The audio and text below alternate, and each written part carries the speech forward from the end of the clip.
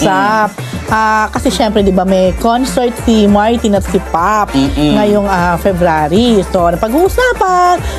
So, parang it turns out, parang hindi aware o hindi familiar itong si Fiang kay the concert queen lang naman, Pops Fernandez. So yun nga guys, ginawang issue ang interview sa I Want ASAP kay Fiang. Big deal sa lahat ang pagsabi ni Martin na where did you find this girl? Ganito kasi ang nangyari guys, na parang hindi nagustuhan ni Martin ang sagot ni Fiang na hindi niya kilala ang icon na si Pops Fernandez. Kaya nasabi ni Martin na where did you find this girl? Na parang hindi nito kilala si Pops Fernandez. Ayon pa sa mga netizens, dapat daw bago isalang si Fiang bilang isang co-host ay nakapag-research na ito kung sino yung ini-interview nila.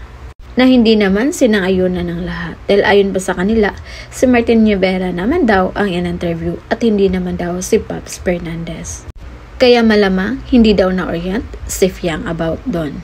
At yung point of view nila dito guys, hindi daw lahat ng sikat na artista ay maging kilala ng isang tao. Ginawa lang nilang issue ito dahil alam nilang sikat si Fiang at mapapabango ang kanilang pangalan. Kasi syempre, ipagpalagay na natin sobra ka pang bata tapos hindi mo talaga kilala. Pero it's your responsibility kung sino yung i-guess mo. True. Tanungin mo, pwede mong tanungin, writer. Yeah. May point naman yung sinabi ng host na bago sana gumawa ng interview, may mga naka-background check na sila. Pero ang nangyari kasi sa sitwasyon ni Fiang ay parang sinalang na lang siya agad-agad sa I Want ASAP. Lagi nagtitrending daw yan. Hindi rin naman natin kilala kasi, Hindi ko rin kilala yan. Yung PBB winner.